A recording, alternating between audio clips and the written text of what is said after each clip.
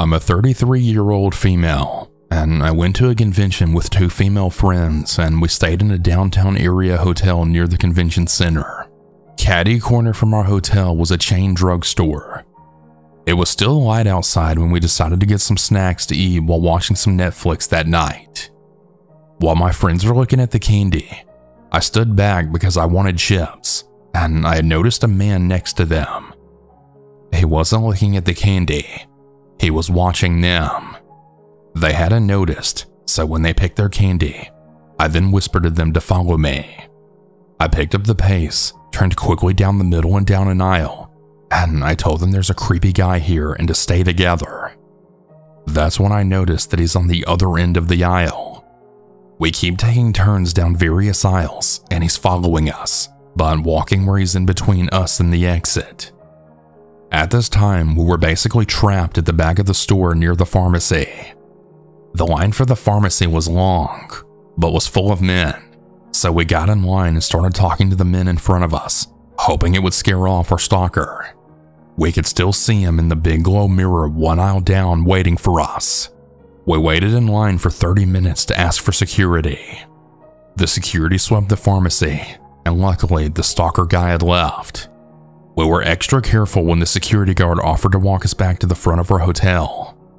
I don't know what the intentions that guy had for us, but I'm glad I'll never find out. Hey y'all, this took place during the summer of 2022, and I just never thought of writing down this story because I was just so stunned that it even happened to me. So every summer in my city, me and my friends like to make small campfires in chill, secluded areas because, well, we don't want to drive an hour to an actual campsite and pay a campsite fee to do so. These also happen pretty spontaneously, so it's a nice last-minute hang to do. There's this one spot near my house that's located by a river that's really nice because no one usually goes there. The only thing to be worried about are bears though, because living in the Pacific Northwest is challenging like that. And my house specifically is located right next to mountains and forest. So one particular night at 11 p.m., I decided to go ahead of my friends and meet them at the spot and set up things early because I want us to be chilling once they all get there.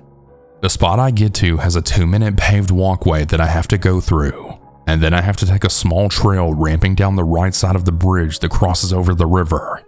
Along this paved walkway is 2 lamps located at halfway, and then another at the start of the bridge and ramp down to the campfire spot. I park my car at the beginning of the trail on the street, and I bring my campfire stuff like flashlight, lighter, small firewood, small shovel to dig out the pit, etc. I get to the spot, and it's a small sandy beach kind of embankment on the side of the river with a small waiting area for toddlers with their families during the hot summers. So I set up the chair, and I get to digging the pit with only my flashlight illuminating where I'm digging. I'm also just shoveling the sand right next to me, nowhere near the water. But all of a sudden, I hear a loud splash. A splash so loud that it can only come from something equally large like a 2-hand-sized rock. I'm confused because I swear I'm not throwing my sand into the water, even though I'm only a few feet away. I shine my flashlight at the water, and I don't see anything. So I kind of just brush it off, thinking I'm just hearing things. But as I keep shoveling a bit more, I hear another loud splash. At this point, I think something is falling from above because logically something must be falling into the water. I point the flashlight above where some trees are above the river, and I don't see anything big enough to make that splash. So as I keep digging, with my heart rate kind of going at this point, I hear a rustling past the arch of where the bridge goes over the river. I quickly grab my light and shine it towards where I hear all the rustling. I call out a, "Hello?" No response. In my head, if it was a bear, I should be getting out of there immediately. But there was no bear. That or any signs of anything for that matter. So I tell myself I'm just hearing things now, because I've seen horror movies before, and now my mind is just playing tricks on me. But I hear the noise yet again, and it clearly sounds like leaves being rustled, so I shine my flashlight over to that same area yet again, and as I focus my eyes towards the illuminated area, I see the naked back of a man hunched over. I was kind of frozen in anxiety and stress because honestly, of all the things I was to see, I didn't think I'd see the back of a naked man. From the quick analysis my brain could muster up, he looked to be mid-40s, shaved, not bald, and a medium-ish build, like a mix between chubby and built. As I had my flashlight staying on his back, he started to stand up, and the first thing I noticed was that he wasn't wearing any pants either. My next reflex was to start packing up all my crap and getting the hell out of there, because now I'm piecing in my head that he must have been throwing things into the water to scare me or shoo me away. So after using my reflexive deductive skills, I proceeded to walk out of there with all of my stuff. I'm carrying all my things with me, and I brusquely walk up the small ramp, and I'm on the paved path now out of the forest. I can just feel my heart beating in my chest, and I'm frequently looking back just to make sure I'm not being followed. I'm in Crocs, mind you, so I'm hoping that if I have to book it out of there, I'd regret not being in sport mode from the get-go. I make it to the halfway point, and a sense of relief starts settling in, knowing I made it safely out of this very scary situation. But as I check behind me for the final time, I see something. Slowly creeping over the ramp is the naked man crawling on all fours as if he was a primate walking. His head was positioned towards me, looking right at me as he made his way to the middle of the paved walkway. He slowly gets up from his stance and starts standing on his feet and positions his body to face me. After setting himself into his new position, the man starts running towards me. I freaking book it. I run as hard as I can down the path. My flashlight jumped out of my pocket and I lost it, but I didn't care because a whole naked ass man was chasing me at 11 p.m. at night in a secluded forest. I looked back for a split second and the man was still running towards me, still completely naked. He could have my flashlight for all I care. I wanted to make it out of this situation alive. I finally make it out of the forest and I run to my car, which is only 30 feet away from the end of the forest. I desperately get to my car, and like a classic horror movie, I then fumble with trying to get my key fob to unlock my car. I actually drop my keys and quickly think to myself, yeah, I'm actually dead. But I brush the thought off and pick them back up. I get my fob properly, unlock my doors, and throw my things into my back seat before getting into my car. This felt like an eternity, but in hindsight, most likely took 6 seconds altogether. As I try to guide my key into the ignition, I'm fixated on the end of the paved path that I was just at a few seconds ago, waiting to see if the naked man was coming still. I feel my key go into the ignition, and I switch my sights into the road in front of me. I then zoom out of the area as fast as possible. As I drive away, and I'm a good 30 seconds from the location of the horror that just took place, I then get a call on my phone. It was my friends calling me, asking if I'd made it to the spot yet, and all I say to them is, "Guys, do I have a crazy story to tell you?" They pull up to my house because again, it was actually decently close to the campfire area, and I then tell them the whole story the way that I told it just now. They all swear that it was none of them trying to prank me or anything like that. I also knew none of them would try to full sprint at me with their dong out. But as we're just talking out in front of my house, there's actually a college student who looks like he's walking home that's towards the direction of where I encountered the naked man. I just yelled out to him, "Yo, be careful! There was some naked guy that was chasing me by the bridge that crosses over the river. So be careful, man." He responds back saying, "Oh damn, really? I gotta go over that bridge to go home." All I tell him is, "Yeah, well, good luck, man." The next day I reported it to the police by phone, but they sent over an officer so I could tell them in person and also show them where in the area I saw these things. When we went to see where I initially saw the man's back hunched over, they said they didn't see any trace of anyone being there previously. But the officer said they would make a note of it anyways just in case it happens again. Some of my friends say it's a skinwalker. Others say more realistically it's either a homeless or mentally ill or drunken high person. One theory I've heard my friends say is that it's a future version of me pulling a prank on a past version of me. Because honestly, if time travel is real, I totally would screw with my younger self like that. That's pretty much my only let's not meet story. But damn, is it a story I'll never forget.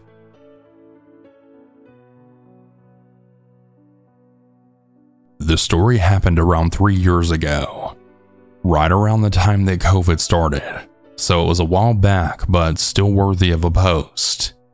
It was early 2020, and I had just gotten a new job in a small town near my area. While looking for a place to live, my sister offered to rent her house to me.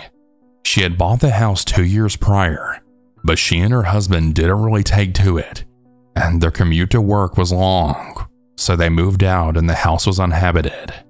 Lucky for me, it was actually pretty close to my workplace, around a 40-minute drive, and my sister pretty much rented it out to me for free.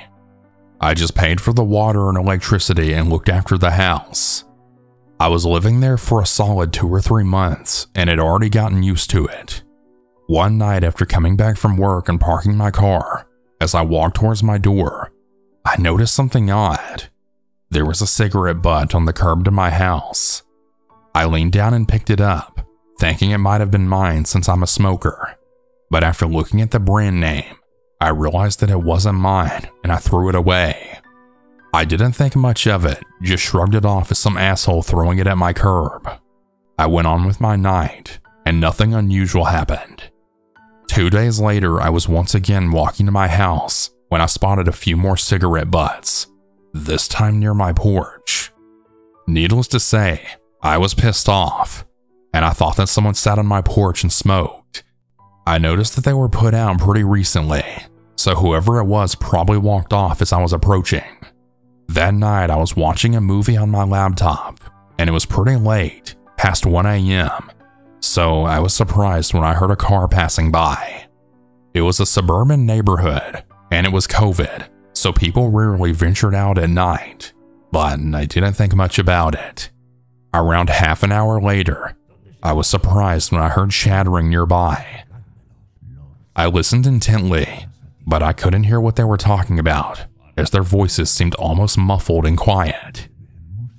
By this point, I was getting a bit unnerved, so I stopped the movie and then quietly got off my sofa. I then walked to the front door just to make sure that it was locked. As I was approaching the door, I froze mid-step as I heard the two approaching my porch and reducing their talking to a whisper.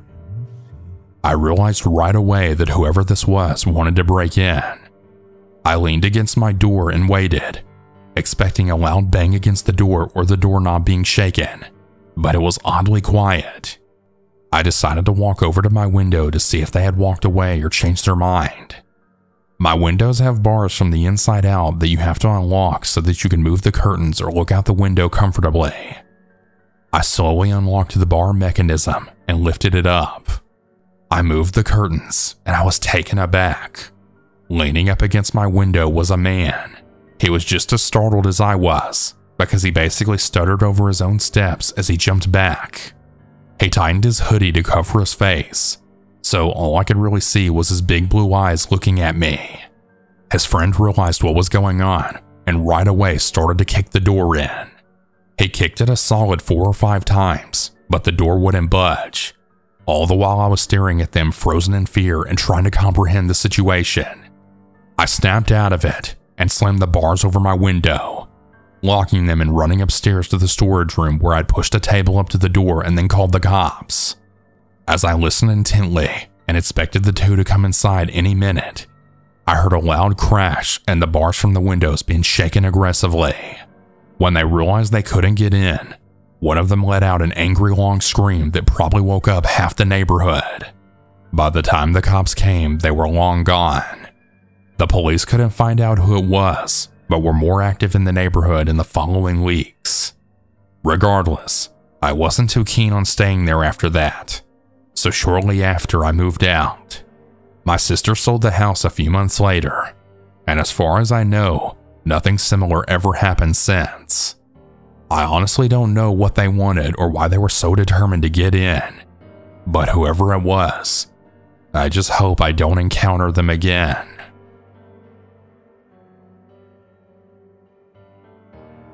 This incident took place in the summer of 2023. Last year, I transferred with my company to take a new position in a major Midwestern city. My spouse was still working and living back in California for the next few months, so I rented a studio apartment for myself in a newly renovated apartment building in a popular downtown neighborhood until we could look for a place together. The apartment was small but nice. It was in a secure building with interior hallways and a nice downstairs lobby. I was one of the first tenants to move into this newly renovated building, and other new residents soon started moving in. A major advantage of this move was that I'd only be a couple of hours' drive from my hometown and my parents. I started my new job, and everything was going great. I was enjoying my new neighborhood, and the neighbors in the apartment building generally kept to themselves like I did. Then a new guy moved in across the hall, and everything changed. We'll call him David. David was a single man in his 60s and was very different from the college students and young professionals who lived in our building. I started noticing his erratic behavior almost immediately.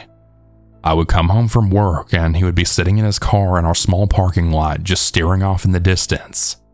We were having issues that summer with smoke clouds coming over from the vast Canadian wildfires. They were leaving a light dusting of ash on our cars similar to pollen. David was convinced that someone was spraying this dust on his car and was accusing various tenants he would run into in the parking lot. He would also hoard trash in his apartment and leave bags in the hallway causing a foul odor. He would also be yelling to himself in the hallway. I finally had enough and complained to the leasing office. The manager was quick to dismiss my concerns, saying that she'd been in his apartment and everything was fine.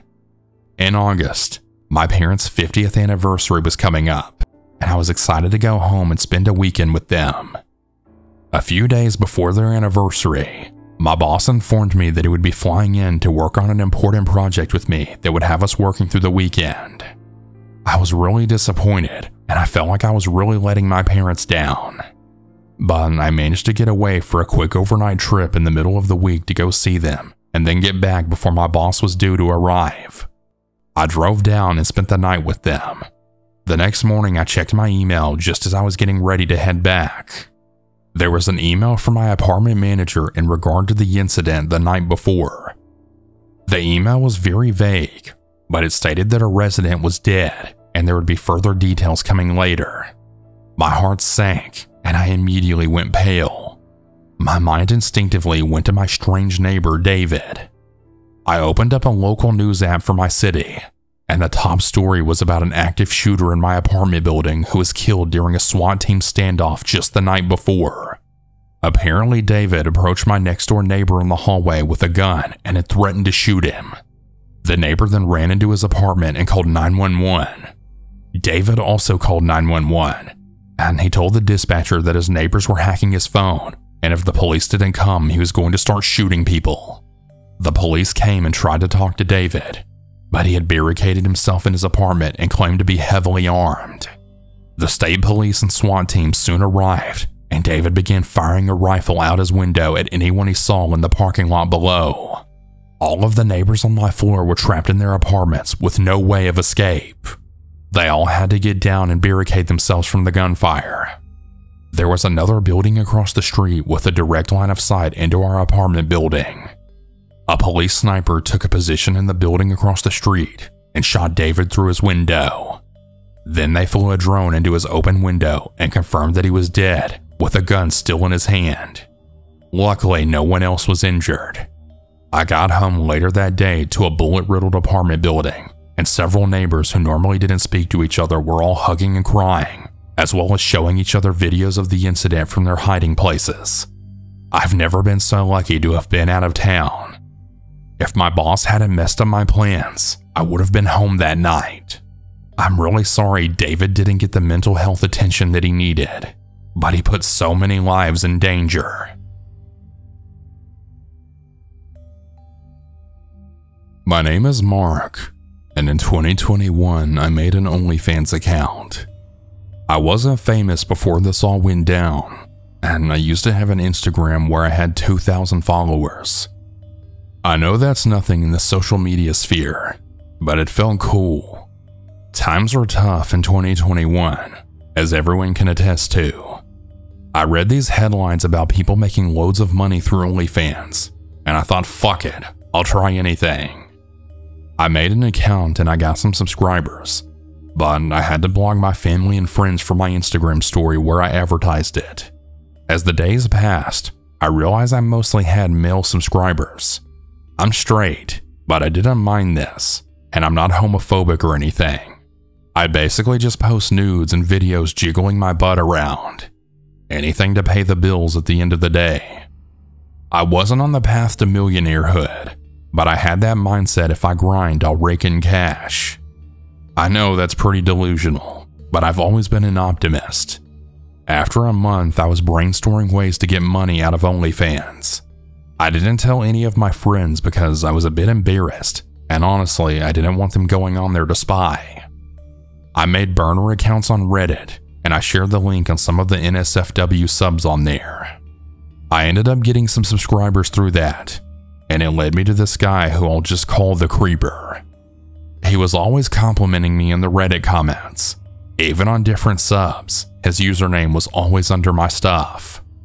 On the OnlyFans, the Creeper sent me a message request, and he had a similar username to the Reddit one, so I knew it was him. He was offering me $300 for a custom photo. This was crazy high, and it got me hopeful. I asked what he wanted, and he said to send him a full frontal in a specific pose. I did this, and I got the $300. Then he asked me for audio of me moaning his name, and he said he'd give me $500. I almost fainted, thinking I'd hit the jackpot there. $800 in like 5 minutes from one dude was like a dream. I sent the audio, and he didn't reply for hours after giving me the money. I figured he was busy, but after a few hours, he messaged me back. He asked me for more audios, and he said he wanted to hear me jerk off. I sent more because it was just so much money. I figured the Creeper had to be some sort of sugar daddy dude if he had so much cash to splash around like that, especially all at once. As the weeks passed, I was significantly less stressed because Creeper was giving me so much money for personal things to be sent to him. The requests started to get a little weird, but I did them because I wanted the money, and I figured it wasn't a big deal. I must admit though, I did feel uncomfortable sometimes. He asked me to say stuff that I thought was a bit weird, like moaning that I loved him and that he was sexy. I thought he was just lonely or something. I worked in a coffee shop on a crappy wage, so the Creeper's money was really helping me out. A few more weeks passed, and I started growing closer to a girl I met through work. She was a customer who came in, and it got a little flirty between us. I was nervous about pursuing things though. I mean, she might not be alright with the OnlyFans thing.